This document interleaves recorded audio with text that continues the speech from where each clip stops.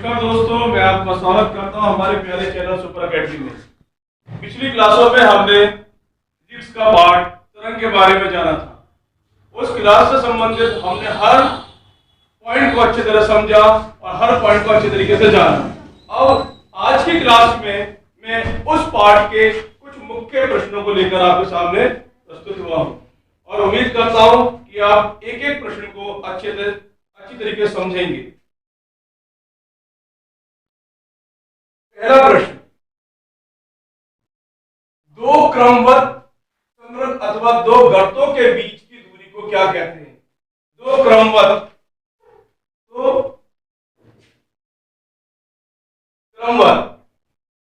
हमने जाना था कि हमारा वेव तरंग किस तरीके से संचरण करती है। अगर हम इस तरीके से देखें तो दो श्रृंग तथा दो गर्तों के बीच की दूरी को क्या कहते हैं? श्रृंग। ये जो तरंग का उभरा हुआ भाग होता है उसको हम श्रृंग कहते हैं और जो निचला भाग होता है उसको गर्त कहते हैं। अब प्रश्न में यह कहा गया है कि अगर दो क्रमबद्ध एक पूरा तरंग का जो चक्कर है वो यहां से लेकर यहां तक है, उसके बाद ये फिर ऊपर गई या फिर नीचे की तरफ आएगी, तो हमसे यही पूछा गया है कि दो क्रमबद्ध श्रृंग तथा दो गर्तों के बीच की दूरी को हम क्या कहते हैं? पहला आवृत्ति, दूसरा तरंग दैर्ध्य, तीसरा आयाम और इनमें से कोई नहीं। तो आवृत्ति फ्रीक्वेंसी क्या होती है? जो भी हमारी तरंग जिस चाल से चल रही है वो हमारी फ्रीक्वेंसी होती है, आवृत्ति होती है। और आयाम मतलब कि एम्पलीट्यूड, यहां से यहां तक की दूरी को हम क्या कहते हैं? आयाम कहते हैं। आयाम।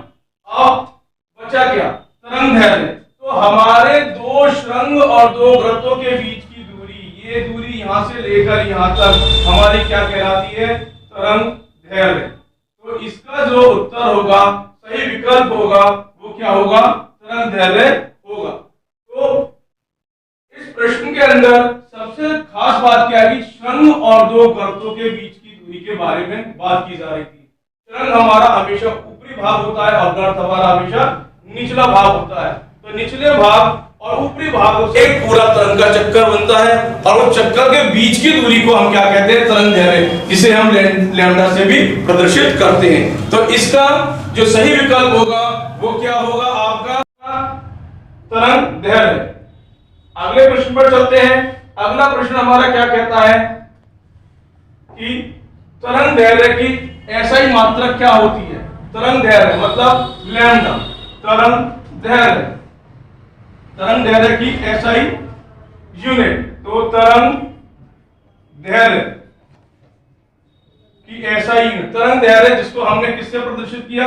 लैम्डा से प्रदर्शित करते हैं।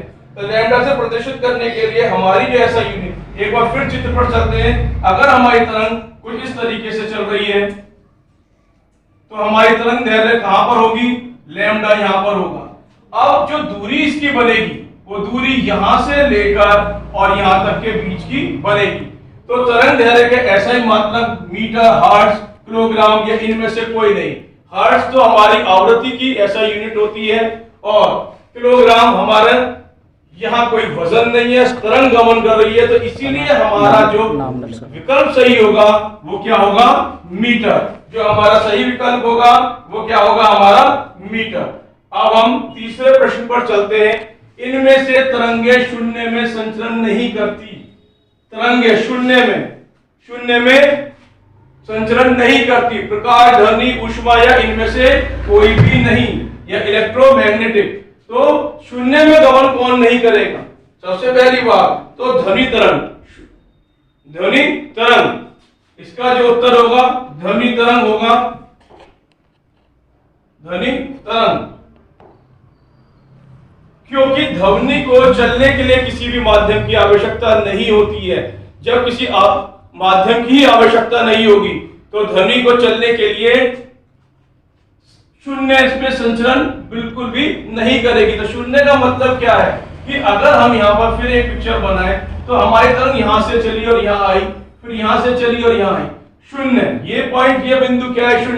शून्य से अधिकतम, फिर अधिकतम से फिर नीचे जाती है, फिर अधिकतम की तरफ जाती है। तो जब हमारे ध्वनि तरंग जो होती हैं जिन्हें किसी माध्यम की आवश्यकता ही नहीं है संचरण करने के लिए, तो वो शून्य पर आएगी नहीं। वो निर्वक्त में 3 गुणा 10 की घात 8 मीटर प्रति सेकंड की रफ्तार से चलती है। तो इसका सही विकल्प हमारा क्या है? ध्वनि तरंग। अगले प्रश्न पर चलते हैं। अगला प्रश्न हमारा क्या कहलाता है? एक रडार जो शत्रुओं के वायुसेना, एक रडार जो शत्रुओं के वायुयान की उपस्थिति का पता लगाता है।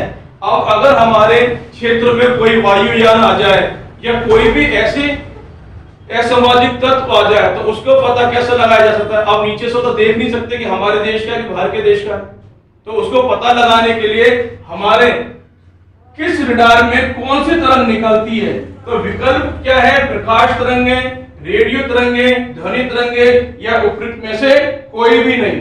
तो आपने देखा होगा कि आपके घर में टेलीविजन भी है, रेडियो भी है, उन सबको चलाने के लिए किसी माध्यम की क्या आवश्यकता है? वो तो सीधे रिसीवर से क्या खींचते हैं? तरंगों को खींचते हैं। तरंगों को पढ़कर वो हमें जो भी सूचना है वो हमें बताती है। तो रेडियो तरंगे इसका सही विकल्प है, क्योंकि प्रकाश तरंग तो अगर मान लीजिए अंधेरा हो जाए तो प्रकाश तरंग तो सूचना ही देना बंद कर देंगी, और रात के समय में कोई वायुयान हमारे क्षेत्र में आ गया तो हमको तो पता ही नहीं चलेगा। उसी तरीके ध्वनि तरंग, ध्वनि तरंग वो तो हमसे बहुत ऊंचाई पर है, अगर ध्वनि आएगी ही नहीं या इंफ्रासोनिक वेव से वो निकल जाएंगे जेट विमान, तो हमको तो उनके जाने के बाद पता चलेगा कि वो हमारे यहाँ आगे।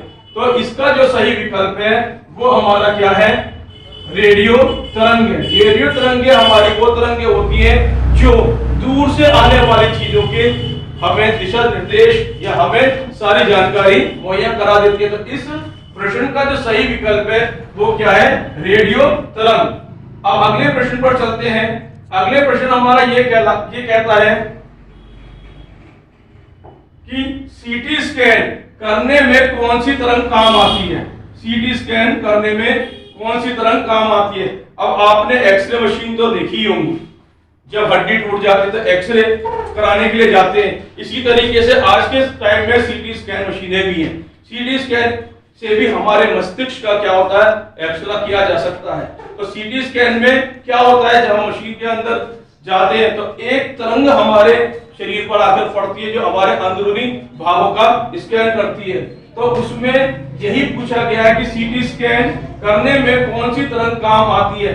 अपतरक तरंगे, पराश्रय तरंगे, एक्स किरणें या इनमें से कोई नहीं। तो अपतरक तरंगे या पराश्रय तरंगे तो सीटी स्कैन करती नहीं है। तो एक्सरे, सीटी स्कैन भी आगे का रूप है एक्सरे मशीनों का।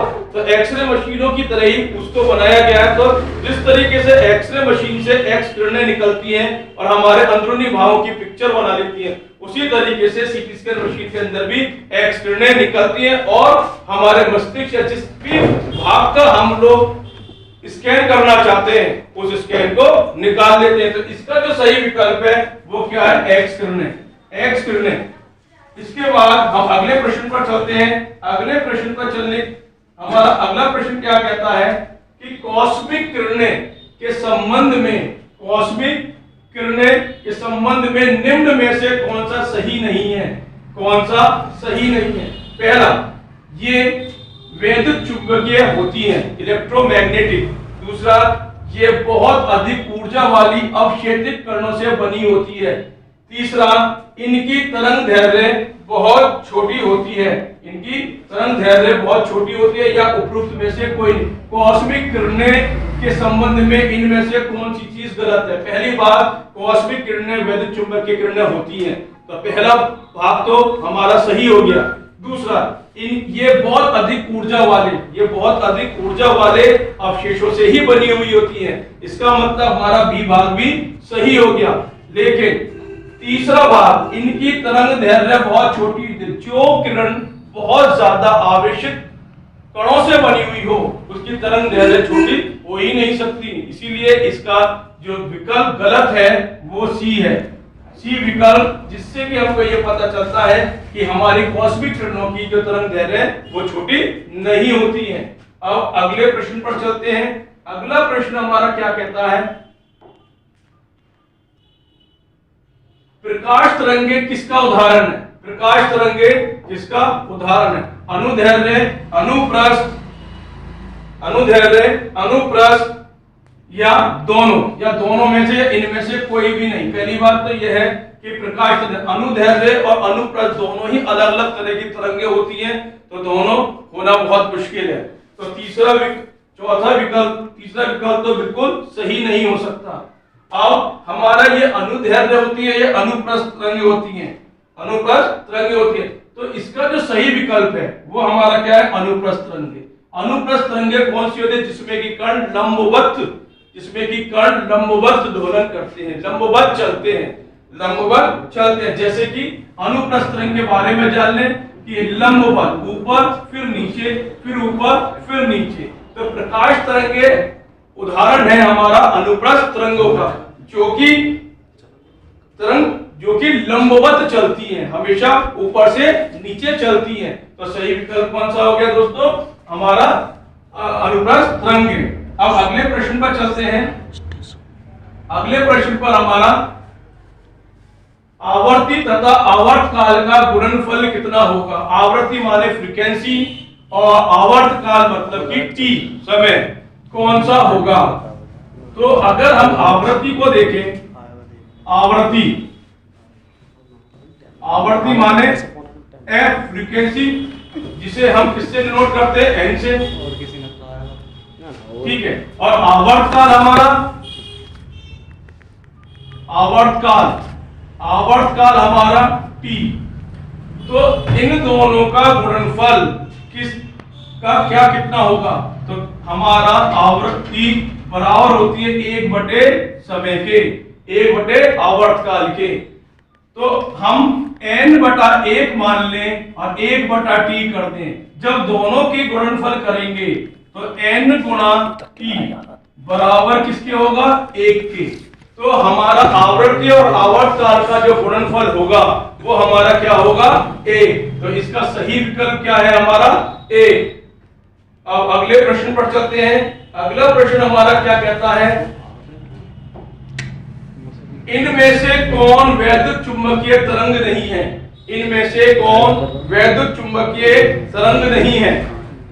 हमने कल वैद्युत चुंबकीय तरंग के बारे में क्लास ली थी, जिसमें कि ये बताया था जो तरंग बिना किसी माध्यम के संचरण करती है वो वैद्युत चुंबकीय तरंग होती है। उन्हें संचरण करने के लिए किसी भी माध्यम की आवश्यकता नहीं होती है। तो उस क्लास में हमने ये भी जाना कि वैद्युत चुंबकीय तरंग कितने प्रकार की होती हैं। तो उस क्लास में हमने ये देखा कि रेडियो तरंग भी वैद्युत चुंबकीय तरंग का भाग होती है, सूक्ष्म तरंग भी हमारा वैद्युत चुंबकीय तरंग का भाग होती है। सिर्फ ध्वनि तरंग हमारी वैद्युत चुंबकीय तरंग नहीं होती है, क्योंकि ध्वनि को संचरण करने के लिए किसी भी माध्यम की आवश्यकता नहीं होती है। इसीलिए हमारा इस प्रश्न का जो सही विकल्प होगा वो क्या होगा? ध्वनि तरंग। ध्वनि तरंग हमारा सही विकल्प है, क्योंकि रेडियो तरंग और सूक्ष्म तरंगे ये दोनों ही वैद्युत चुंबकीय तरंग का भाग है, वैद्युत चुंबकीय तरंग का भाग है। अब अगले प्रश्न पर चलते हैं। अगला प्रश्न हमारा ये कहता है कि तरंगों की दिशा कंपन की दिशा के लंबवत हो तो वह कौन सी तरंग होगी? प्रश्न क्या कहता है हमारा कि तरंगों की दिशा कंपन की दिशा के लंबवत। अब मान लीजिए तरंग हमारी आगे की तरफ चल रही है और कंपन हमारा लंबवत है, कंपन हमारा लंबवत है, तो कौन सी तरंग होगी ऐसे में? तो वो तरंग हमारी कौन सी होगी? अनुप्रस्थ तरंग होगी। हमने अभी थोड़ी देर पहले आपको ये बताया था, जो तरंग जिसमें कि कण तरंग की दिशा में लंबवत चलते हैं उनको क्या कहते हैं? हम अनुप्रस्थ तरंग। अगर हम पिक्चर से भी समझे, बार बार देखें, तो ये हमारी क्या हो गई? तरंग चल रही है। तो तरंग तो सीधी ही चल रही है, तरंग तो लगातार सीधी ही चल रही है, इस दिशा में चल रही है। तो हमारा जो कंपन हो रही है वो क्या? लंबवत, ऐसे लंबवत तरीके से हो रही है। तो इसका जो सही विकल्प होगा हमारा दोस्तों वो क्या होगा? अनुप्रस्थ तरंगे। तो ये याद रखिए कि तरंगों की दिशा में कंपन करने वाले, तरंगों की दिशा में, कंपन की दिशा में लंबवत चलने वाली तरंग का नाम क्या होता है? अनुप्रस्थ तरंग होता है।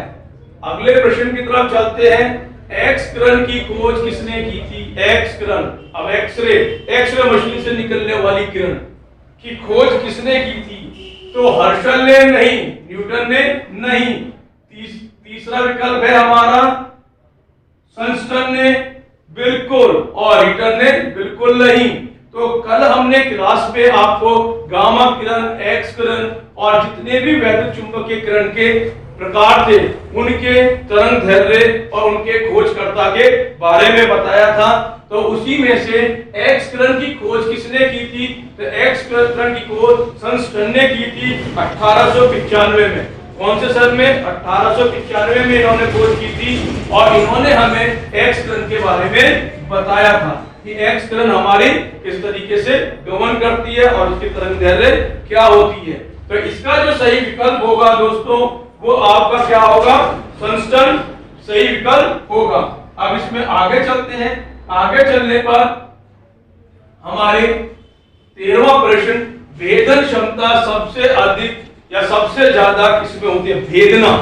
जैसे कि पुराने समय में आपको याद होगा कि ये कहते थे कि अर्जुन ये तुम्हारा भेदन लक्ष्य है, इस पर तीर चलाओ और इसको भेद दो। तो कहने का मतलब है कि हमारी एक्स किरण, गामा किरण, पराबैंगनी किरण या अवरक्त किरणों में से ऐसी कौन सी किरण है जिसकी भेदन क्षमता सबसे अधिक है?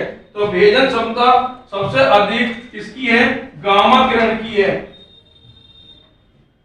क्योंकि इसमें 100 किलो वोल्ट, मतलब कि 100 किलो वोल्ट से ऊपर फोटोन ऊर्जा होती है, फोटोन ऊर्जा होती है। तो गामा किरण या गामा रे हमारी एक ऐसी रे है जिसमें भेदन क्षमता बहुत अधिक होती है और हमारे जीवन के लिए सबसे खतरनाक किरण गामा किरण ही है। गामा किरण से, अगर गामा किरण हमारे ऊपर डाली जाए तो हमारे शरीर से आर पार निकल जाएगी और हमारे पीछे कितने भी लोग लगा दिए जाएं, कितने भी लोग लगा दिए जाएं, तो उससे भी क्या होगी? पार हो जाएगी। तो भेदन क्षमता सबसे अधिक किसमें होती है? गामा किरण के अंदर होती है, क्योंकि 100 किलो वोल्ट से ऊपर तो 100 किलो वोल्ट से ऊपर तो फोटोन ऊर्जा इसके अंदर मौजूद होती है। तो फोटोन ऊर्जा मौजूद होने के कारण सबसे ज्यादा भेदन क्षमता वाला अगर कोई किरण है तो वो हमारी क्या है? गामा रेज है। अगले प्रश्न पर चलते हैं। अगला प्रश्न हमारा ये कहता है कि रडार की फुल फॉर्म क्या है? रडार, अब भाई रडार तो देखो ज्यादातर सभी लोगों को पता होगा कि रडार क्या होते हैं। रडार वो उपकरण होता है जो आकाश में अपनी तरंगें छोड़ता है और दूसरी तरंगों को पकड़कर हमको यह बताता है कि हमारे सीमा के अंदर कहीं कोई असामाजिक चीजें या कोई भी ऐसी चीजें प्रवेश तो नहीं कर रही है। जैसे कि एयरपोर्ट पर हम लोग जाते हैं, हवाई जहाज आ रहा है, हमको कैसे पता कि हवाई जहाज आ रहा है? बहुत दूर से आ रहा है, हमको नहीं दिख रहा। तो उसकी जानकारी कौन देता है? गाड़ी तो देता है। पनडुब्बी समुद्र के नीचे चलती है, तो पनडुब्बी कितने नीचे चलती है उसकी जानकारी हमको कौन बताता है? गाड़ी बताता है। तो इस तरीके से रडार की फुल फॉर्म क्या है? तो रडार की फुल फॉर्म है हमारी रेडियो डिटेक्शन रेंजिंग। रेडियो नाम फिर आ गया, रेडियो किरणें जो कि डिटेक्ट करे अपनी रेंज के अंदर कि कौन सी चीज आ रही है, वही क्या है? हमारा रडार कहलाता है। रेडियो डिटेक्टिंग रेंजिंग ही हमारा क्या है? इसकी फुल फॉर्म है। अब अगले प्रश्न पर चलते हैं। अगला प्रश्न क्या कहता है हमारा? अगला प्रश्न ये कहता है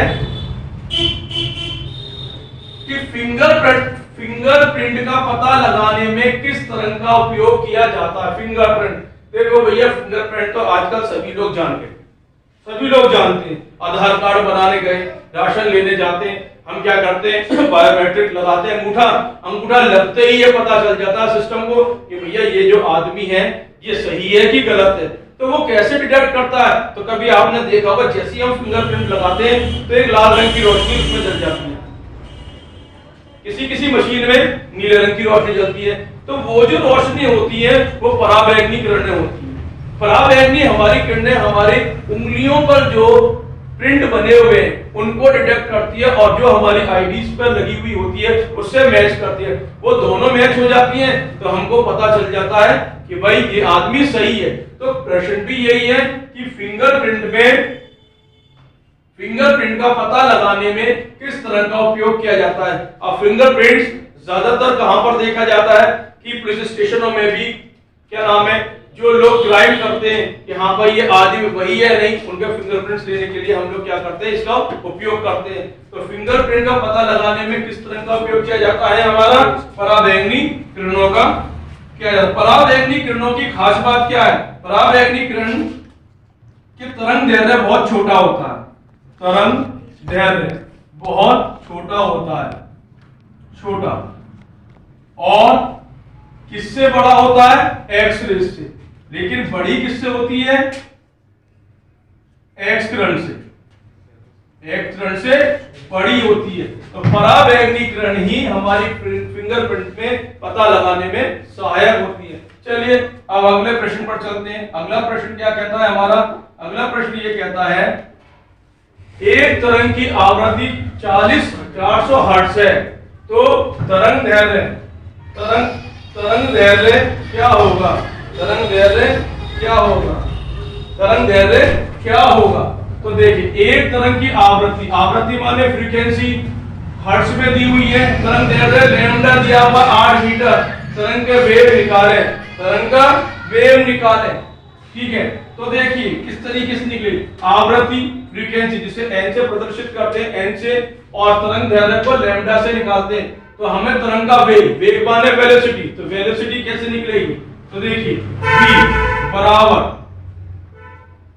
n गुणा लैम्डा, n लैम्डा हो गया, v बराबर n लैम्डा। तो n हमें कितना दे रखा है? 400, गुणा में लैम्डा कितना दे रखा है? 8 मीटर। तो ये कितना हो गया? 3200। अब ये हर्ट्ज में थी और ये मीटर में थी, तो हमारा उत्तर क्या आया? मीटर प्रति सेकंड। तो मीटर, क्योंकि हमारा जो वेग नापा जाता है वो मीटर प्रति सेकंड में नापा जाता है, तो इसकी मात्रा क्या होगी? मीटर प्रति सेकंड। तो हमारा वेग बराबर आवृत्ति गुणा तरंग दैर्ध्य, तो हमारा कितना आएगा? 3200 मीटर प्रति सेकंड। इसका विकल्प सही है। अब अगले प्रश्न पर चलते हैं। अगला प्रश्न हमारा क्या कहता है कि प्रकाश तरंगे अनुप्रस्थ है क्योंकि इन्हें परावर्तित किया जा सकता है, अपवर्तित किया जा सकता है, या ध्रुवित किया जा सकता है, या उपयुक्त में से कोई भी। परावर्तित का मतलब है कि कोई किरण आ रही है उसको वापस भेज दिया जाए। अपवर्तित का मतलब है किसी माध्यम से होकर गुजार दिया जाए। ध्रुवित क्योंकि जब हमारे कण जब आगे जाते ही नहीं तो कहां तो वो परावर्तित होंगे और कहां पर वो अपवर्तित होंगे। तो कहने का मतलब ये है कि ध्रुवित का मतलब है कि एक जगह कंपन करते हुए वो आगे वाले कण को कंपन कराते, पीछे वाले पीछे रह जाते हैं भैया। तो इसका जो सही विकल्प होगा वो सही विकल्प क्या है? ध्रुवित। इसका जो सही विकल्प है वो क्या है? ध्रुवित किया जा सकता है। तो प्रकाश तरंगे अनुप्रस्थ है, क्योंकि प्रकाश को लेकर बात चल रही है तो विकल्पों में हमारा परावर्तित भी आया, अपवर्तित भी आया, लेकिन यहाँ पर प्रकाश तरंगे हमारी सिर्फ ध्रुवित की जा सकती है, ना तो अपवर्तित ना परावर्तित। और चौथा विकल्प तो बिल्कुल गलत है। अब चलिए आगे के प्रश्न पर चलते हैं। आगे के प्रश्न पर हम ये देखते हैं कि वायु में ध्वनि तरंग होती है, अनुदैर्ध्य अनुप्रस्थ दोनों या इनमें से कोई नहीं। तो ध्वनि तरंगें तो भाई किसी भी माध्यम की इन्हें आवश्यकता ही नहीं है चलने के लिए। तो वायु में ध्वनि तरंगें क्या होंगी? अनुप्रस्थ ही होंगी। क्या कहलाएंगी? अनुदैर्ध्य होंगी, माफ कीजिए, अनुदैर्ध्य होंगी। क्या होंगी? अनुदैर्ध्य किरणें कौन सी होती हैं? जिसमें कि हमारे कण आगे पीछे चलते हैं। आगे पीछे का मतलब है कि अगर मैं यहाँ पर देखने लगूं तो यहाँ पर ये किस तरीके से होंगे कि हमारे कण कहीं पर तो पास पास होंगे, कहीं पर दूर दूर होंगे, फिर कहीं पर पास पास होंगे, फिर कहीं पर दूर दूर होंगे। तो अनुदैर्ध्य तरंगें जो हमारी चलती हैं उस वो क्या है, अब जो पास पास होते हैं इसको संपीड़न कहते हैं, संपीड़न। और जो हमारी दूर दूर होती हैं इनको क्या कहते हैं हम, विरण। विरण, ठीक है।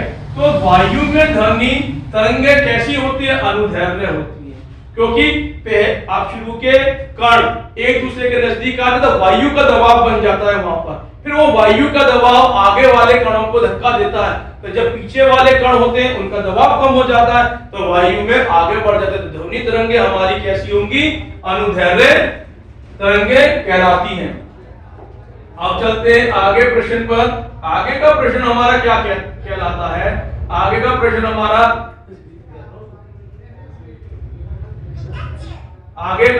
हमारा क्या कहलाता है कि प्रकाश तरंगे हैं। प्रकाश तरंगे क्या हैं, अब वैद्युत तरंगे, चुंबकीय तरंगे, स्थिर वैद्युत तरंगे या वैद्युत चुंबकीय तरंगे, इनमें से कौन सा है।